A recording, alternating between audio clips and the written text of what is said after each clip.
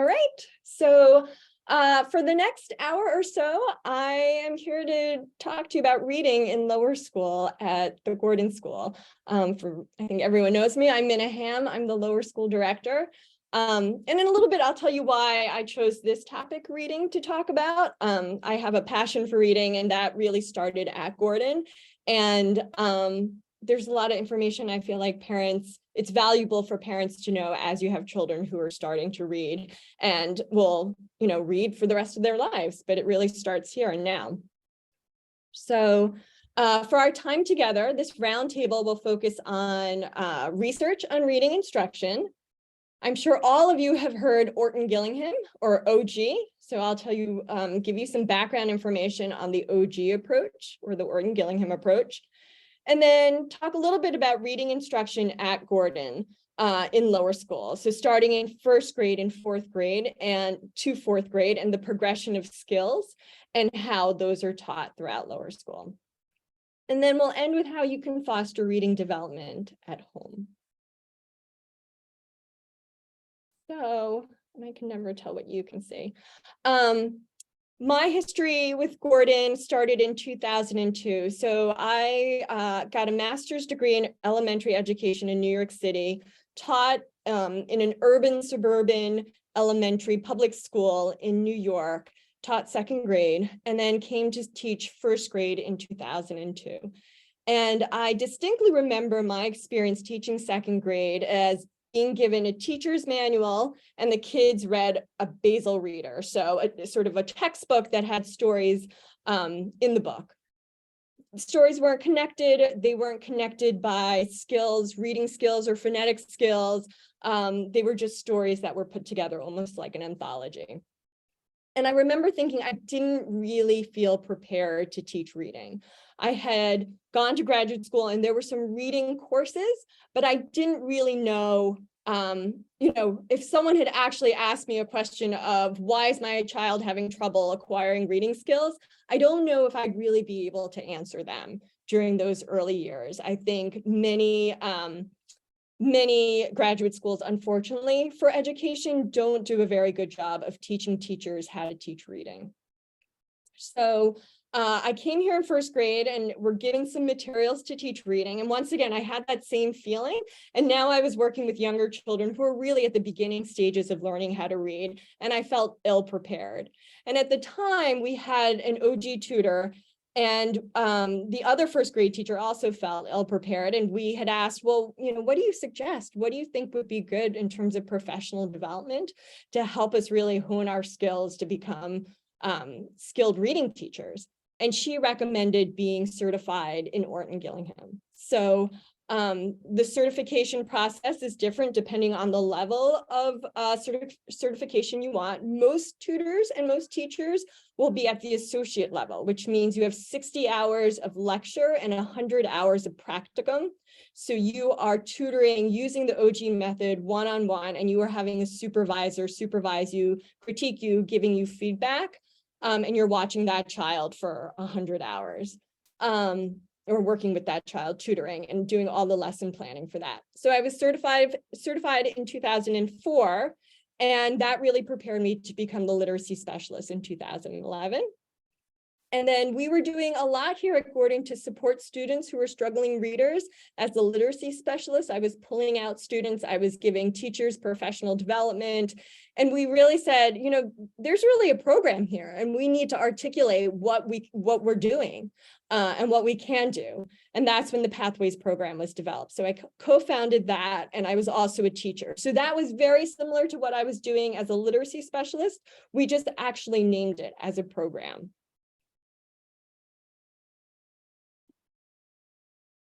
So I think a good place to start is talking about the research on the reading brain and how kids learn how to read. And I think that is what education graduate programs do not do. They don't really talk about how the human brain works. There has been so much brain research looking at how children learn how to read. And that research is out there. And it's very interesting that there's some people who don't listen to the research. So That research was not shared when I was in graduate school. And I think it's not only important for educators, but also for parents. So we're going to listen to a little bit of an interview with Emily Hanford, who is a reporter. I'm here with Emily Hanford. She is a senior education correspondent for APM Reports, which is the documentary and investigative reporting group at American Public Media. She, in the fall, published a radio documentary titled Hard Words: Why Aren't Our Kids Being Taught How to Read? So we're going to talk about reading today, reading research and the science of reading. And, as Emily says in the documentary, decades of research have shown that reading doesn't come naturally. The human brain is not hardwired to read. It is hardwired to learn to speak, but not to read. So kids have to be taught explicitly how to connect letters and words. So we're going to talk about that. She also found in her reporting that, that kind of instruction is not happening in a lot of classrooms across the country. So I'm going to ask her about that. My background is actually, I began as a reading teacher. I've taught in a few different settings. So this topic is of particular interest to me. So I'm really excited to have you here today. And yeah, I mean, let's just kick things off and maybe you can tell us a little bit about why did you decide to tackle early reading? That's a good question. So it's probably about 2.5 years ago, and I was really kind of a blank slate on this topic at this point. I had already been an education reporter for almost a decade, but I had done very little about elementary education. I had done some work on early education. And I got interested in dyslexia in particular. So about 2.5 years ago, I spent several months working on this documentary about kids who really struggle to read and what is going on for them and why many of them are having a hard time getting what they need in school, getting their dyslexia identified and getting the help they need. And what I learned through that reporting is that a big part of the problem for kids with dyslexia is that there is a core instruction problem going on, that kids with dyslexia are often not being identified and given the help they need because there's not as much of an understanding about how reading works, how skilled reading works, and what happens when kids are having trouble reading as there could be in schools. We actually know a lot about that, but the knowledge base sort of generally in schools on that topic is not real strong. So what I really discovered through the moms of kids with dyslexia who themselves have gotten really dug into the research to try to figure out what's going on. They were the ones that really clued me in, like, we think we have a core instruction problem here. We think that the way that we're teaching all kids to read is a little off because kids with dyslexia don't need some different or other kind of reading instruction from everyone else. They often need more of it. They need it more intensely. But what they need to learn how to read is the same thing that everyone needs to learn how to read. So in some ways, dyslexia is sort of treated as kind of like a special ed problem. And really, it's not so much for a lot of kids. It's about getting good core instruction. Many of the kids who are being identified with dyslexia may not need that special education if they're getting the right kind of instruction in the classroom. So that goes back to my experience of when I was asking my colleague about what would be the best way, what kind of professional development would be the best to teach all kids how to teach reading. And it really is this idea that the way that we teach dyslexic kids how to read actually is beneficial for all our readers. I'm here with Emily Hanford. She's Sorry about that. For some reason, the video.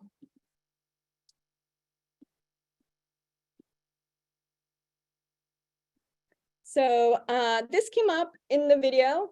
What we've learned from brain science is that picking up the mechanics isn't easy. Humans are born with circuitry already in place for picking up spoken language.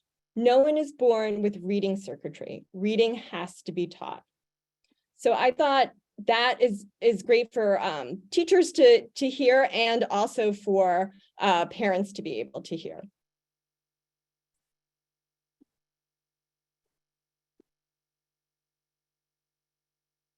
So how does this fit into what you thought about reading and reading instruction? So I just gave you a little bit about some of the research. We all know how to read. We've all been taught how to read. We all went to school. If you could unmute, I'd love if, take a minute to reflect.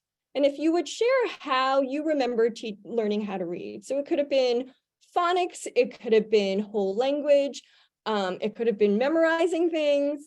Think for a moment and then feel free to unmute and share.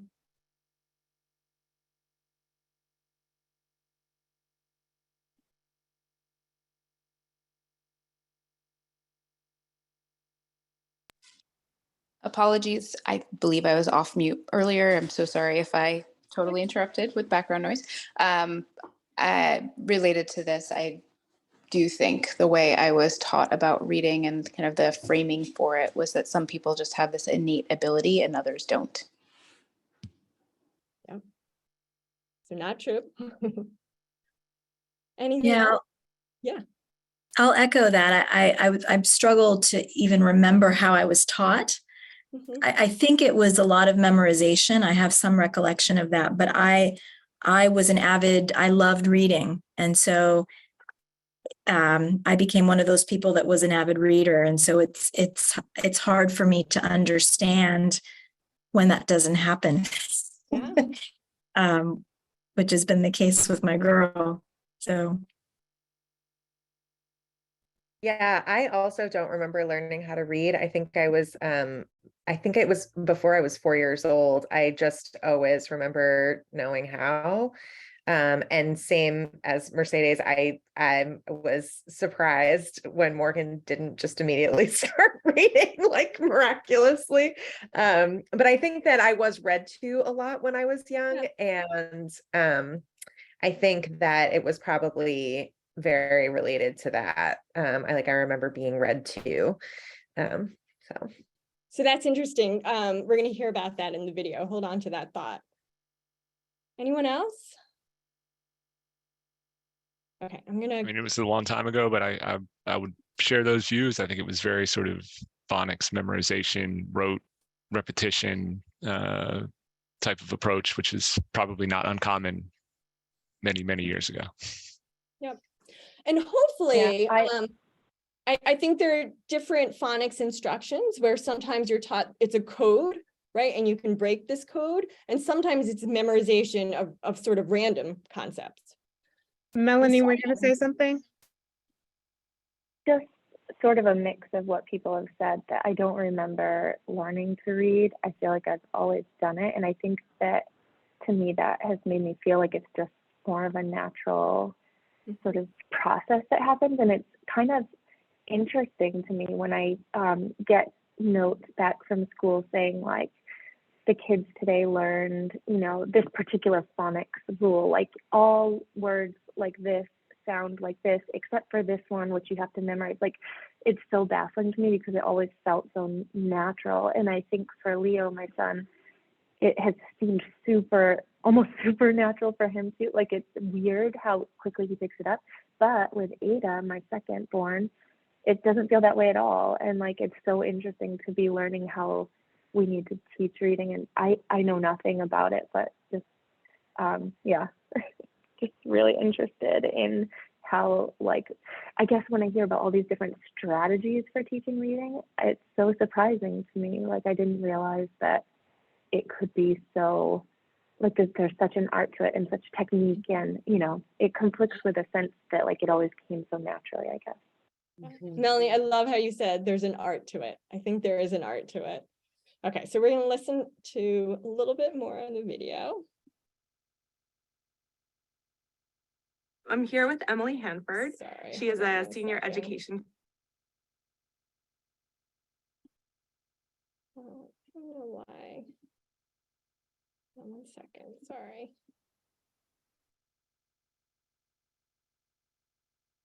I'm here with Emily Hanford.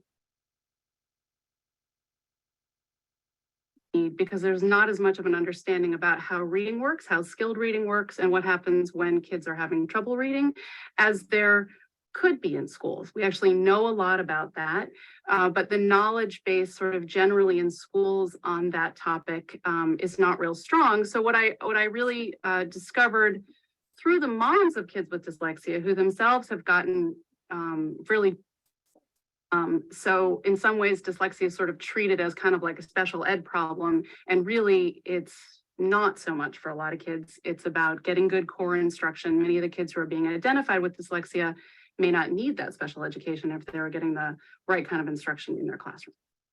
So then you decided to look into, all learners, not just students with dyslexia and reading there. And you did a lot of research on the science of reading, on reading science. Talk a little bit about what that means. Right. So what is the science of reading? It's kind of a loaded term. But so how do skilled readers read words, and how do kids learn how to do it? These are fascinating questions. As human beings, we've been reading for thousands of years. We did not know the answers to those questions.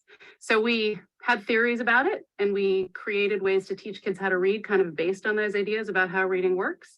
And we fought about that. We fought about it pretty viciously in the 80s and 90s, but we've actually fought about it over history. You can go back a couple hundred years and find that we were fighting about, like, how does reading work and what does that mean about how kids should be taught? So what's happened, there's that whole history. And then over the past 50 years or so, scientists from all over the world have done thousands of studies about how we learn to read. And these are people in cognitive psychology, neuroscience, linguists, many different fields. There's not like one field of reading science. And they've done all this research, and they've pretty much figured it out. They figured out, how do we read? How do we learn to read? What does that mean about how we should be taught? So we've been fighting about it, but at the same time, in the last 50 years, there's this huge body of research. It's not like a few studies or a few scientists. It's like hundreds of scientists and thousands of studies that have really established an evidence base for the way reading works that is not disputed among scientists. And talk a little bit about how does reading work? What is the most important thing that you learned about how the brain learns to read? So I think there's two really kind of important concepts or ideas that I think teachers in particular really need to know that come out of this vast body of research. So one is this model that's actually been around since 1986, and it's called the simple view of reading. And it was really proposed to try to understand actually some of these things we fight about, which is how does reading comprehension happen? What's the role of phonics and decoding and all of that? So the simple view of reading is a model that has now been backed up by lots and lots more research. It has a solid scientific base behind it. And it essentially says reading comprehension is the product of your language comprehension, the words you know how to say, the words you can hear, and your decoding abilities. So if you multiply those two things together, you get reading comprehension. So these two things are, so what's going on for a child who's entering school is they already know how to say a lot of words. They already know what a lot of words mean in their spoken vocabulary. And their task, and it's not a small task for a lot of people, is to figure out how the words they know how to say are represented by written language. Now, kids certainly come into school at different levels with this in terms of the pre-literacy experiences they have, and some kids are actually reading some words. But it really is the primary task for most kids in kindergarten to figure this out, to understand how their spoken language is represented in writing. The other big idea that I think teachers really need to understand is, so when we had, even when phonics was sort of developed as an idea, that was kind of invented before we really knew how people learned to read also.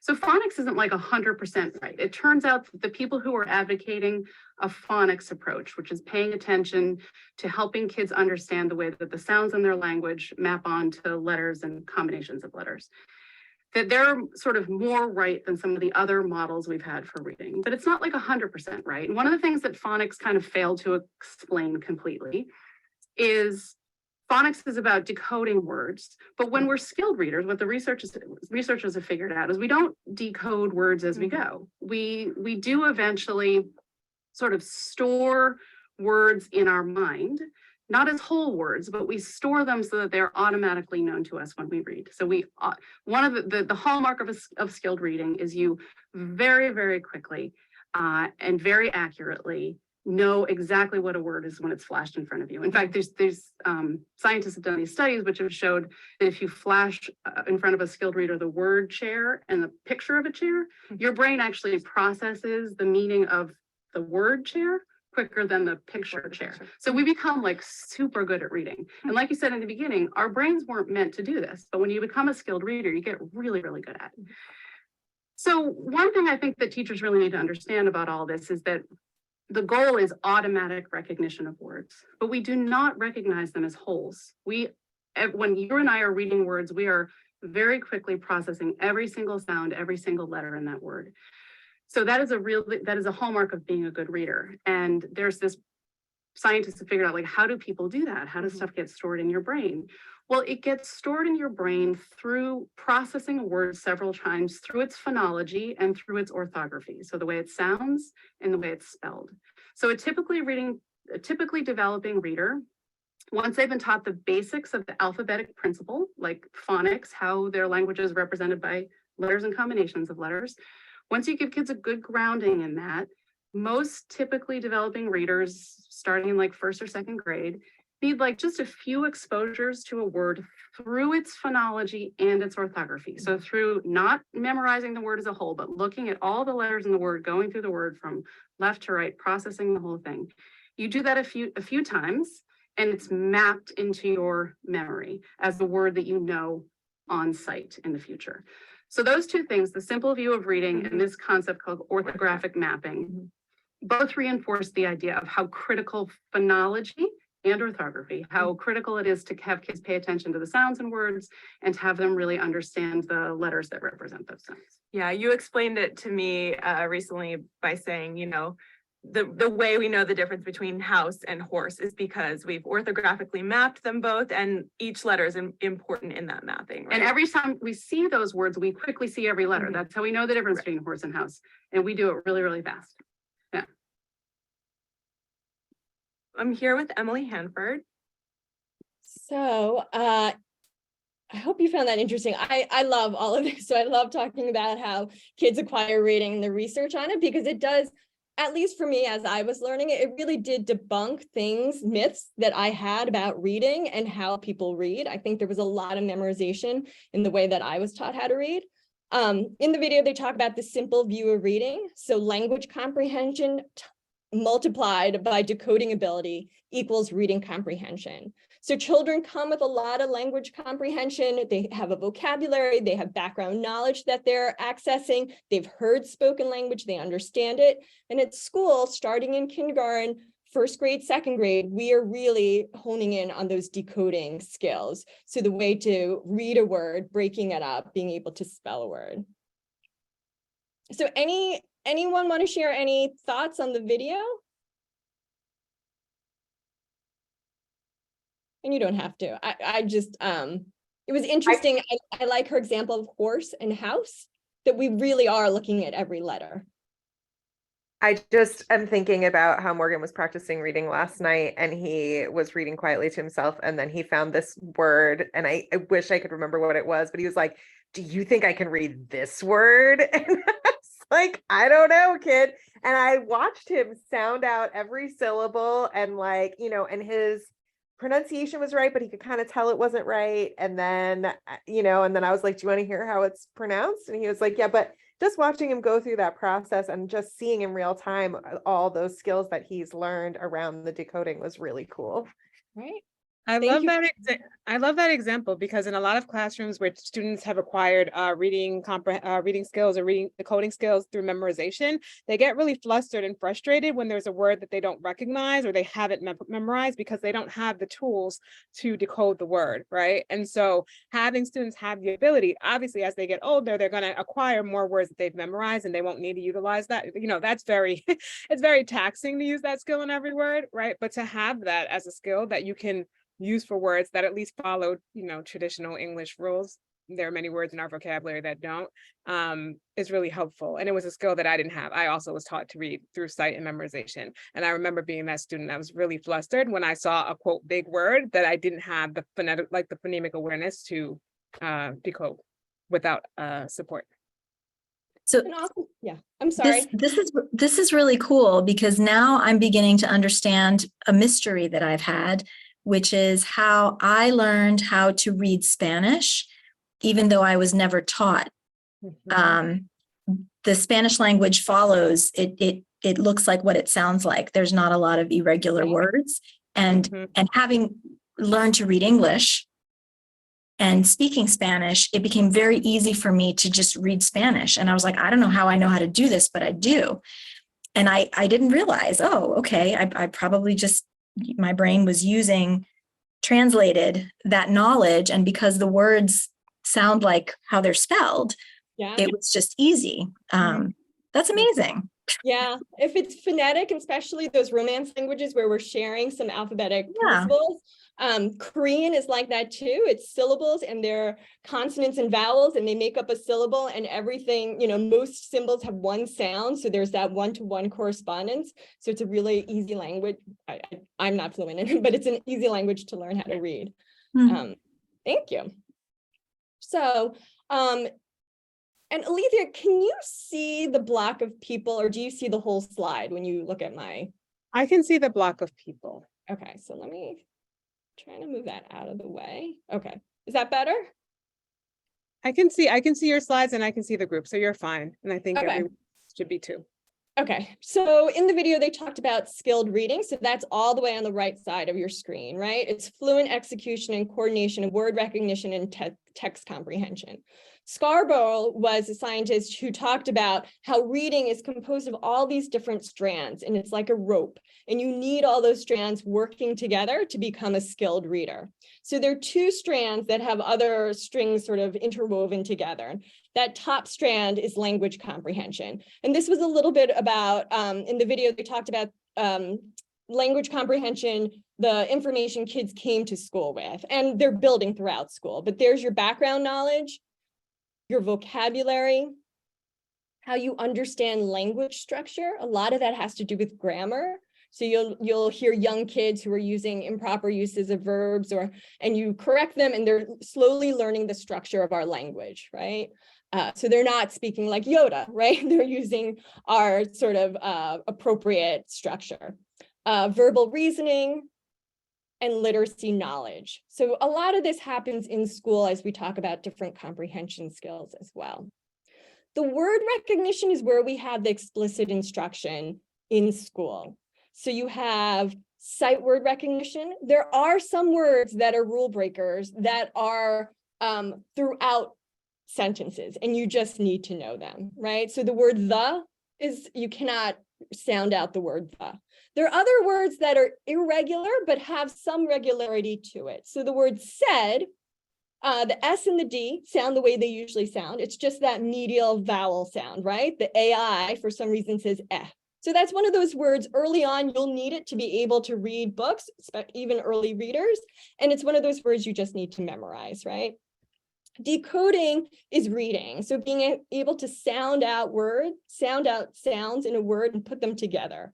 So the alphabetic principles, spelling, sound, correspondence, being able to really understand the sounds that different letter combinations make. And then phonological awareness. So many of you have probably heard about phonological awareness. There's phonological awareness, and there's also phonemic awareness. And phonemic awareness is actually the most important predictor in success in learning to read and write. So phonological awareness here are understanding the big groups of sounds in a word, in a sentence. So if I were to say, I have milk, you would be able to tell me how many words that has, right? I have milk, 3 words. You can hear those 3 distinct words. It doesn't sound like one jumble. You know that those are 3 different words that have meaning. So that's phonological awareness. I may also ask you to say a word, and you don't have to say it out loud. If you're muted, that's fine. But say the word playground. Say the word playground without ground, and you should be able to say play, right? So you can hear a multisyllabic word and hear the syllables within that word. That's all phonological awareness. None of that has to do with letters. So there's no symbol that goes along with it. It's purely hearing. And so when we talk about phonemes, phonemes are actually the smallest unit of sound. So those are the individual sounds in a word. So the word dog has 3 sounds, d, a, g, right? 3 phonemes, 3 sounds. When we teach kids how to sound it out, finger tap it, each finger is one sound. So dog has 3 phonemes, 3 sounds.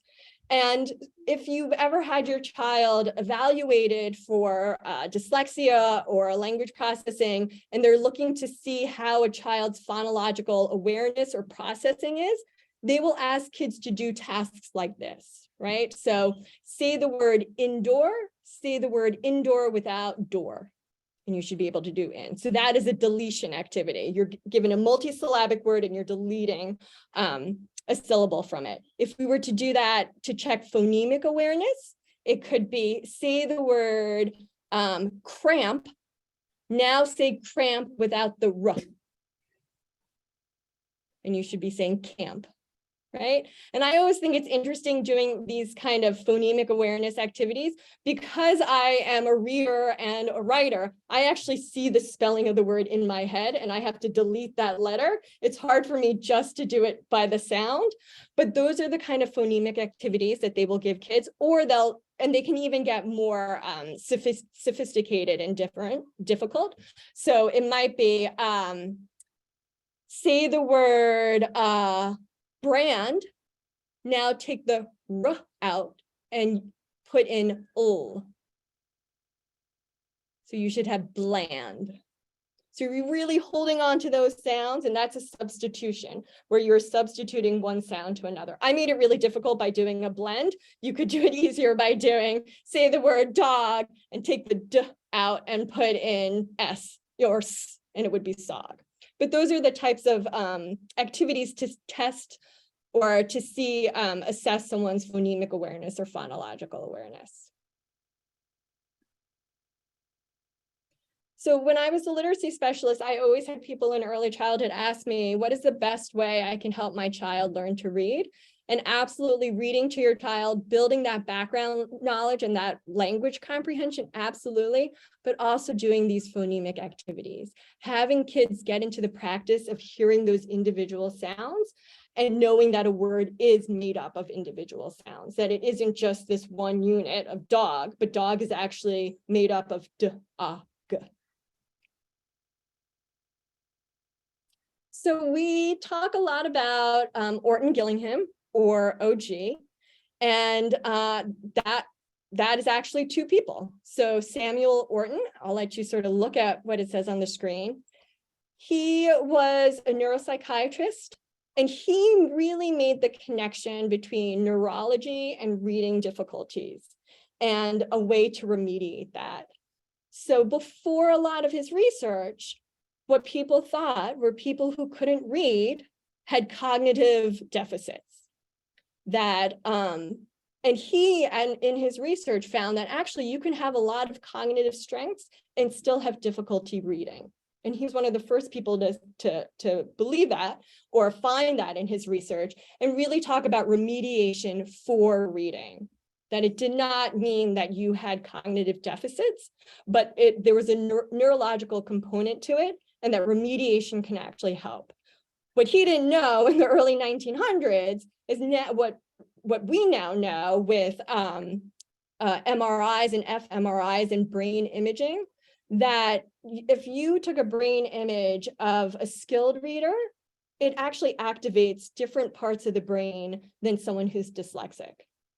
And if you do OG or another kind of intervention after an extended period of time and you do another brain image, the parts that are activated for skilled readers will be activated for those who are dyslexic and received intervention. So that is Samuel. And Gillingham is Anna Gillingham, and she was an educator and a psychologist, and she was the one who really created the scope and sequence and also added in the multisensory aspect of it. So there's this multisensory triangle of audio, auditory, visual, and kinesthetics. So seeing it, hearing it, and also doing at the same time.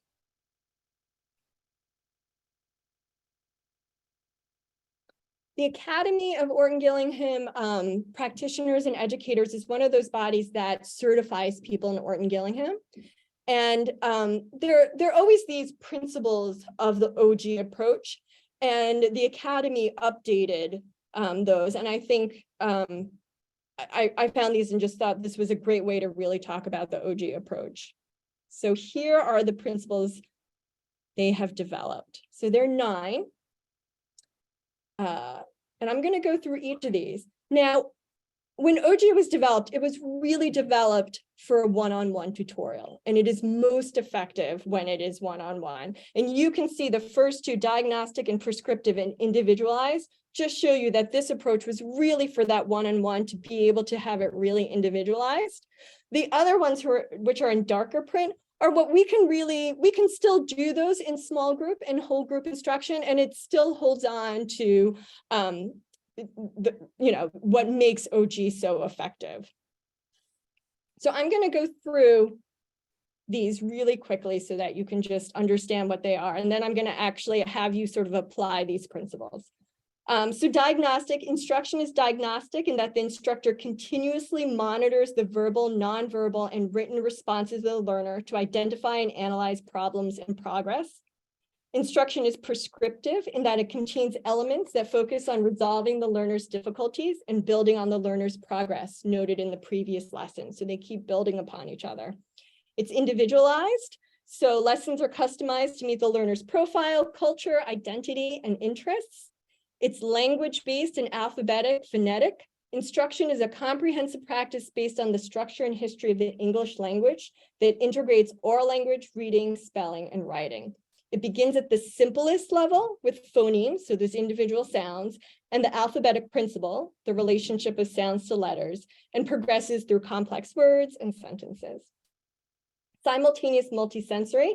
Instruction simultaneously utilizes the association of auditory, visual, and kinesthetic neural pathways.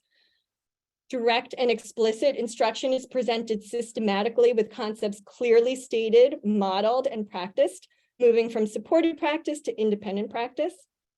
It's structured, sequential, and cumulative. Instruction is logically organized and moves from simple, well-learned material to increasingly complex elements. Lessons continuously spiral back. It's synthetic and analytic. So synthetic instruction progresses from parts to whole. For example, when reading, the reader blends individual sounds like we did on our fingers, and you can do that with syllables and morphemes to read a whole word. An analytic is breaking it up. So you see the whole and you break it up into its parts. So if I had the word dog and you were trying to read that, you would see dog and you would say those individual sounds, d, g, and put it together, dog. And cognitive instruction engages the learner in an active understanding of what they're learning, why they're learning it, and how to apply their knowledge in a thoughtful way. An emotionally sound instruction builds confidence and trust by ensuring the learner achieves regular success. So if a child is being tutored by an OG tutor, all those principles should be utilized in those lessons. Okay, so I don't know how well this is going to work over Zoom, but I did this in person this morning. I'm going to ask you to participate a little bit. So if you want to unmute, if you can, that will be great. I'm going to do an OG lesson, a first grade OG lesson, and you're going to look at these different principles and see if this OG lesson hits all of the blue ones, at least. It probably won't hit the green ones, but we're going to see if we can hit all the blue ones. Everyone ready? Okay. All right. So welcome, boys and girls. We're doing literacy. Let's look at what we have up on the board. Can someone tell me what I have up on the board? And you can shout it out.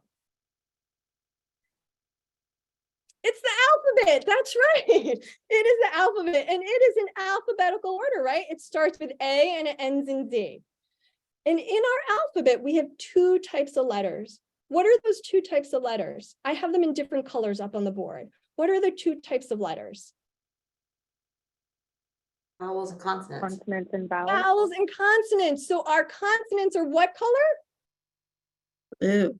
Blue, and our vowels are red, right? And we don't have many vowels, right? We have A, E, I, O, U, and over here I have sometimes Y, right? So basically we have those 5 vowels. So if we have 26 letters and we have 5 vowels, how many consonants do we have? 21. That is true. We have 21 consonants. So we have way more consonants than we have vowels. But we learned this. What are the trickier letters? What does Ms. Ham always say are the trickier letters, the vowels or the consonants? The vowels. The vowels. Why are the vowels tricky? Silent. Some are silent. Some are silent, some are not silent. They have So the different vowels- sounds.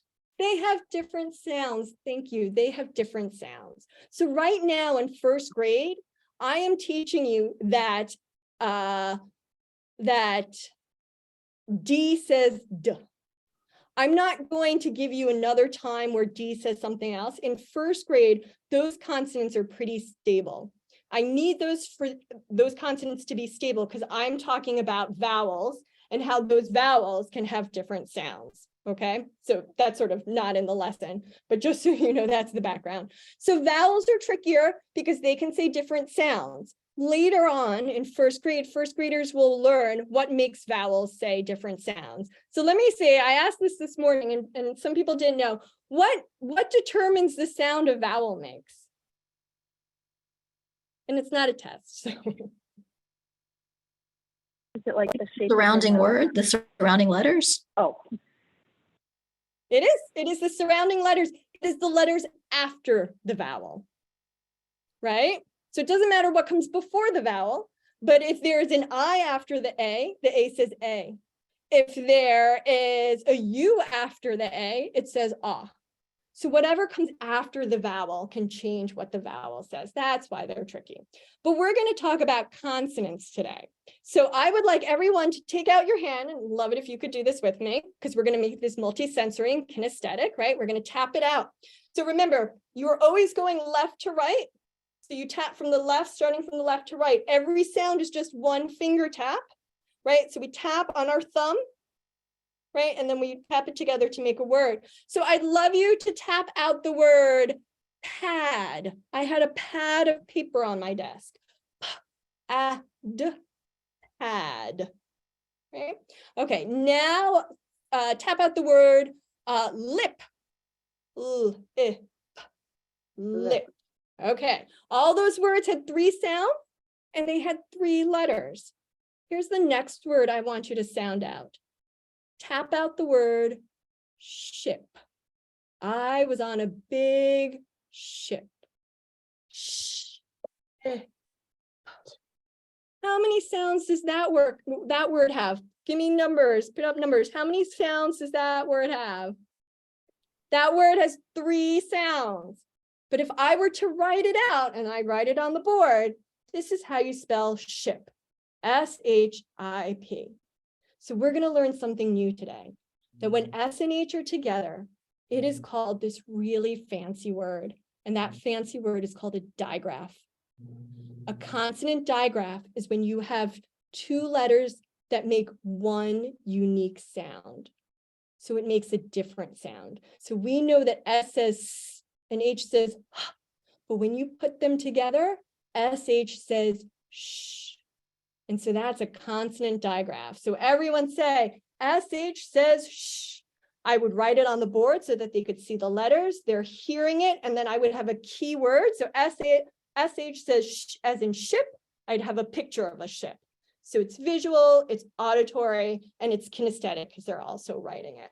If I wanted to make it even more multisensory, I could take 2 colors of paint. I could have yellow and blue. And together, a digraph, you make a unique sound, you make a unique color. So the yellow and blue together make green, and that's a digraph.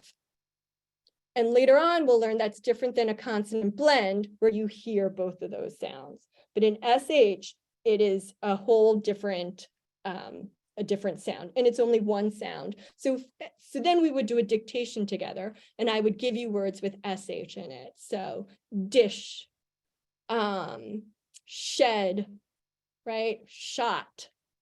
And I would make sure that everyone is spelling that sh as SH. So I might have you mark it on your dictation, circle your SH, because this is something different. So now you are spelling 4-letter words, even though they only have 3 sounds. And so if we go back that's the end of the lesson. If we go back to the OG principles, hopefully you can see how that lesson really touched upon. And it's a very quick 10-15-minute lesson, a really quick way that you can see how all of these principles are utilized, right?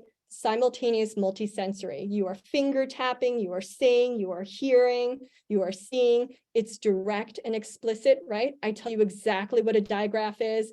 I tell you SH says shh, so you're not guessing that. It's language-based and alphabetic.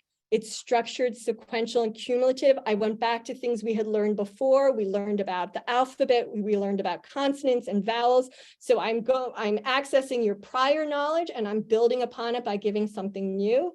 It's synthetic and analytic, right? We are breaking it up on our fingers, putting it together. It's cognitive. So we're not just memorizing SH says shh. We actually know it's this new way for consonants to come together to make a unique sound. And hopefully, it was emotionally sound. I felt like I was building on your confidence, something that you already knew, not giving you something too new, but really building on your knowledge. Alethea, I'm seeing some, there's something in the chat, so I'm wondering if there are questions. I can take a little break right here. There were some folks saying that they had to sign off for work, but sharing their gratitude. Great, okay. Nancy Young is another person who has created this ladder of learning. So some of you were saying that reading was really effortless for you. So when they look at a population of children, there are about 5 to 10% of children where reading is effortless. And research has shown that actually, even precocious readers are doing the same thing other readers are doing, looking at each letter and sound. They've actually just taught themselves how to do it. They've taught themselves how to do it at a really young age with fewer exposures. Then you have the group of kids learning to read is relatively easy with broad instruction, explicit instruction for spelling and writing likely needed, but they're going to learn how to read. So you have this top section, and then you have this bottom section. Learning to read, spell, requires code-based, systematic, and explicit instruction. And then we have this 10 to 15% on the bottom who, for whatever reason, whether it's a phonological impairment, whether it's dyslexia, whether it's language processing, whether it's ADHD, they really require code-based, systematic, explicit, intensive instruction. So when we teach this way, we are actually having all children benefit from it, but we are making sure that we have a net for the ones who really need it. And so when I say OG-based instruction, you saw what an OG lesson is, where you're taking a specific concept and you're doing a whole lesson around it. Kindergarten first and second, there's a scope and sequence that starts with the simplest, so consonant sounds, vowel sounds, those digraphs, those blends, and we go through them and we're combining them with what we've already learned. But there's pretty much at the very beginning, especially in K-1, there's one-to-one correspondence, right? One symbol represents one sound, and each sound represents only one symbol. And reading and spelling is interchangeable, right? You can read dog, you can spell dog. It's 3 sounds. Those sounds are what are very predictable. So you can read everything they can spell and spell everything they can read. And those are the decodable texts that first graders take home, right? The gum on the log, all those words are able to sound out other than those few sight words, right? You can spell those words and you can read those words. So you can decode, which is read, or encode, spell. And you're beginning to learn the system, how to blend sounds to read words and to associate meaning with what they read. So examples of kids who have trouble with phonemic awareness, if someone is spelling just for just, you can see that they're not hearing the ending sound, right? And they're confusing that medial vowel sound. And an example of poor phonological awareness is if they're trying to spell the word carpenter, which has 3 syllables, and they're just doing 1 syllable where they've left out a lot of sounds. So instruction decoding, so reading and encoding, spelling instruction at Gordon. In first grade, we do a lot of work with consonants, vowels, and syllables. In second grade, we move on to syllabication. So there's the review of the phonetic concepts from first grade, but now you are using them to attack and analyze, read, and spell multisyllabic words, longer, more complex words. In third grade, there's reading and spelling, and they start moving away from one another. Like I said, at a certain point, you're not going to have that one-to-one correspondence, and you're going to be able to read words that you may not be able to spell because you've had exposure to those words. So you have them in your word bank, but you haven't learned the spelling rule or generalization to be able to spell it. So there's comprehension skills in reading, and you start shifting from learning to read to reading to learn. And then fourth grade reading, really, there's comprehension and vocabulary, and that's actually also combined with spelling and word study. So a good example of that, of that third and fourth grade, of how to look at how spelling is connected to grammar, which is connected to phonology. If you think of the word dropped, I dropped a ball, and you see kids spelling it D-R-O-P-T, they're doing it totally phonetically, right? So they hear that ending as a T. So one of the ways you talk about that ending sound, one, you talk about the meaning of that. ED is used at the end of a verb to indicate past tense, right? So even though it sounds like a T, it's really an ED. If I'm saying I dropped the ball, it means it happened in the past tense. You're going to add an ED to it. And then you're also going to talk about the rule of doubling the P, which is another spelling rule. So there are two components to reading instruction at Gordon. We have what I was just talking about, the literacy skills or the phonics or the word study. It's called different things in different grades. It's the phonetic concepts for reading and spelling, and you have the spelling generalizations and rules. But then this is where the real reading happens, the real application. So guided reading groups. And in these groups, these are skill-based groups, and you're reading just right books. So these are books where you are not struggling to sound out every word.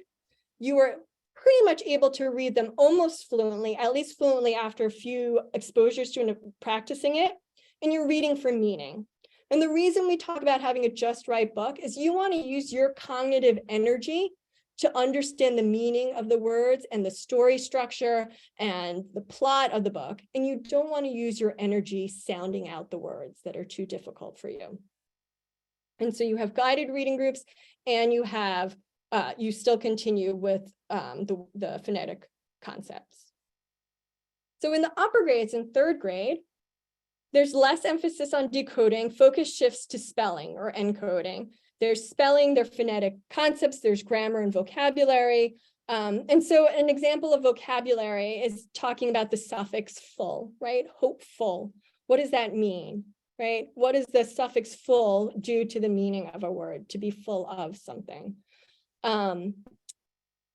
In third grade, you're reading novels that connect to social studies. So that is less of having a book that's based on your skills, but really reading that book to pick up knowledge. And so for some kids, that book might be above their reading level. There are ways that teachers are able to make sure everyone has access to that book, but that is exposing children to important content and also exposing them to vocabulary and more sophisticated themes in the book. And comprehension is demonstrated in writing and in discussion. And then in fourth grade, and so talking a little bit about why this kind of instruction is still important for spelling. If you think about it, there's some people who can just memorize words and that's how they spell words. But spellers with poor visual memory, if you're not the type of person who can just memorize the spelling of a word, you have to rely on cues that are auditory, so what you hear, the sounds, and cognitive, so what they know about patterns and structure of language, right? So even the word hopeful, even if I say, oh, it's full of hope, but you know what? I know it's not like the word full where it has two L's. The suffix only has one L. So even though I might know the word full is F-U-L-L, I know it's just F-U-L at the end as a suffix. So even the best spellers benefit from understanding the system of language. And then in fourth grade, there's word study. So instead of calling it spelling, we're really studying our language and the way that words are composed. And that is looking at patterns, there's spelling involved, phonetic concepts, grammar, vocabulary. You're also reading novels that connect to social studies. So right now, fourth graders are reading Letters to Rivka. That's for everyone. That has to do with the social studies curriculum. There are also opportunities for them to choose books and have book clubs. And that's similar to guided reading, where there's comprehension and you're talking about the story of the book more than story structure or social studies. And comprehension is demonstrated in reading and writing again. So our Pathways program are for children who are having difficulty acquiring literacy skills. And children are recommended to join the Pathways program based on initial assessments we do at the beginning of the year. The group is intentionally small. Like I said, OG is best when it's one-on-one. So the smaller the group, the better. Instruction is OG based in the Pathways program, and it's small group. So in first and second grade, they may be doing something very similar to what is happening in the classroom, but they're having more exposure, more practice, because that's what they need. It's increasing the intensity of that instruction.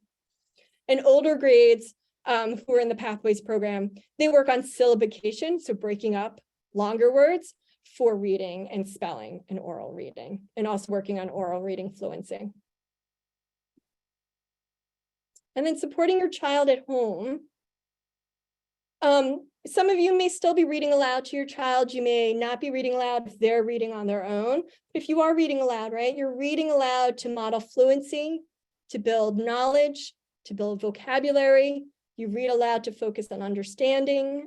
You read aloud to create interest in a variety of subjects. So it is absolutely fine and very recommended to read books that your child wouldn't be able to read on their own, because you are modeling all these things, even choosing books that they may not necessarily be drawn to. So if you're, the inclination is if your child loves trains, you're going to read all these books about trains.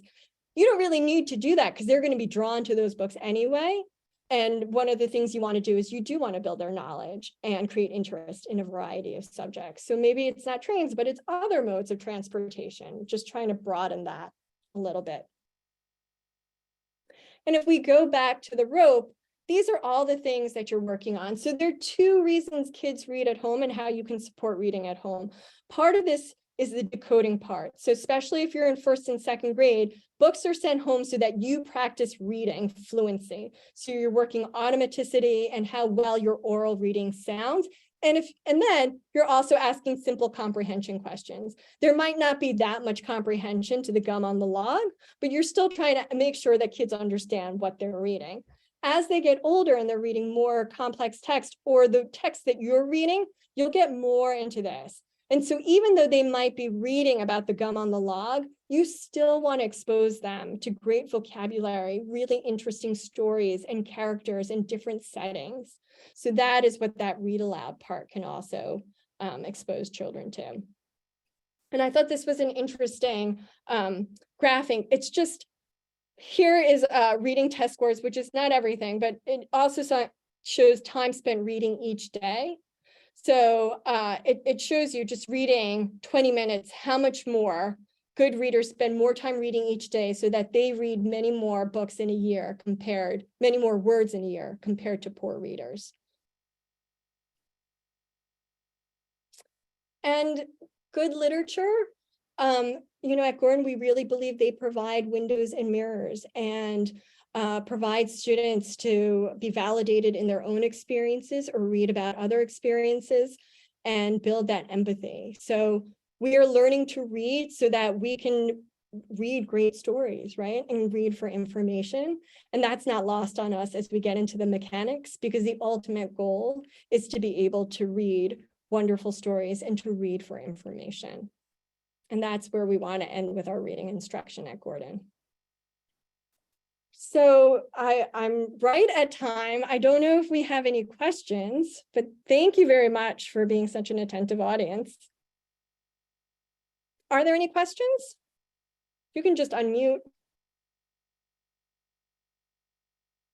I don't have a question, but I just wanted to say thank you, because this is, my first foray actually into any of this topic, and I really came in not knowing anything. I also appreciated getting a clear sense of like what the finger tapping is and the digraphs, because I hear about those things all the time. So I actually didn't know what they were before. I realize that sometimes, and sometimes that happens in math too, that kids start talking about number bonds and you're like, I was never taught a number bond. I don't know what that is. So I love these opportunities to have parent education. I'm glad it was helpful. I totally agree, and I'll echo what Melanie said, which is thank you. And you know, having your child read back to you is, you know, one of those sort of moments along the way that kind of takes your breath away. At least it did for me, and so that's been a real joy. So we say thank you. Thank you. You. It's a gift to be a part of that. Honestly, I think it's what keeps us coming back for more. And I appreciate your feedback because we are really trying to think about how to create resources that give parents the things that they need, both in terms of social emotional like support for students and also academic. And I don't mean to frame them as though they're distinct. They're so interwoven, but they're different skills. And so we've been thinking about this roundtable series as an opportunity to give to have conversations and to give more windows into how we think about learning and teaching at Gordon. So we appreciate you being here. This will be recorded if you want to review it or for other folks in the lower school who want to have access to it. Thank you. This was great. Thank you. Have a great everyone. afternoon. Bye. Bye. Thank you. Bye-bye.